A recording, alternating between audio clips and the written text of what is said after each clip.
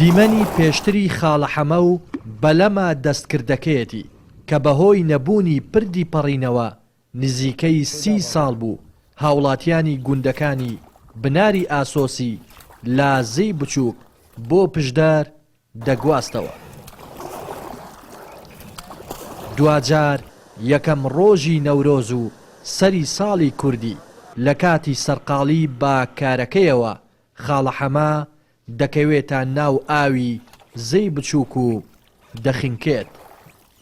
کەسوکارەکەی و هاوڵاتیان باسی گرنگی خۆی و بەلەمەکەی خاڵەحەمە دەکەن کە ڕۆژانە خزمەتی هاوڵاتیانی کردووە بەهۆی نەبوونی پردی پەڕینەوە لە بناری ئاسۆس بۆ پشدەر.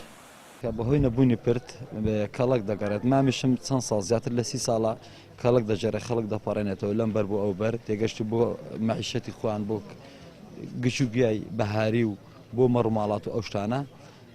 خەڵکێکی زۆریش ڕزگار کرد لە چەند ساڵەدا بۆ خۆی شیمەلەوان بووە، بەڵام بەداخەوە دوێنێ بۆ خۆی کەڵەکان کەوتنە نا ئاوێ و خنکە. وەڵا کاکە ئەما کەسێکی زۆر مدەڕە بوو، کەسێکی زۆر شارەزا بوو، زۆر لێ هاتوو بوو لە ئیشەکەیدا وە کێشەی مەش دوای کۆچی دوای ئەوەیە کەسێک گەورەتر دەبێت کە کەسێکی کەی وەک ئەومان دەست ناکەوی.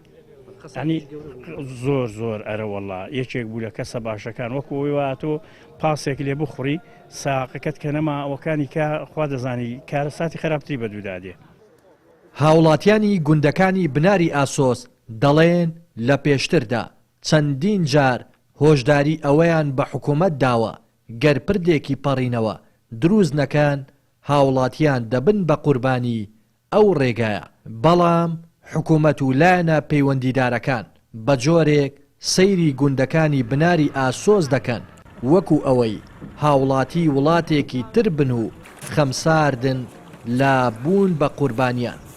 کورد پردەکە خەڵک بخۆ دروستێکە بە گونجای دروست دەکات. ئەتۆ حکومەتە تۆ 30 ساڵە حکومەت بی 30 ساڵە حکومەت باشە تۆ لە ماڵە خۆت ڕێز حایلنی نازانی ماڵەکەت چی نوقسانە تۆ ئەو حکومەتەکەەوە بەڕێز حالی ئەو خەڵکی دەیان دەبێت سەرپەرشتی کە تەماشا کە کوێ نوقسانە بی بکە نازانێگە ڕۆژێک هەموو ڕۆژێت دەکەس دەخەنچێت پێ ئەگە هەر نەبێ با پردیشی ما بکە.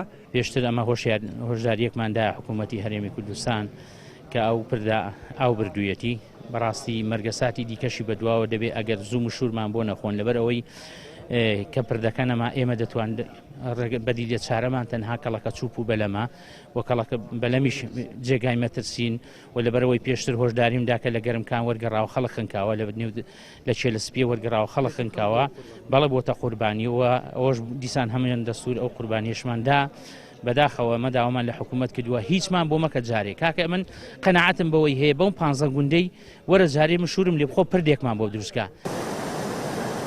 بەهۆی تێکشکان و ڕوخانی پردەکەیان کە لەسەر زەی بچووک دروست کرابوو هاوڵاتیانی 15 گوند پەکیان کەوتووە و ناچارن ڕۆژانە بە بەلەم هاتوچۆ بکەن و بپەڕنەوە لە کاتێکدا گوندەکانی بناری ئاسۆس لانکەی شۆڕش بوون و خزمەتێکی بەرچاوی شۆڕشە یەک لە دوای یەکەکانیان کردووە و کەچی ئێستا پشتگوێ خراون و تەنانەت پردێکی پەڕینەوەیان پێ بەڕەوا نابینە.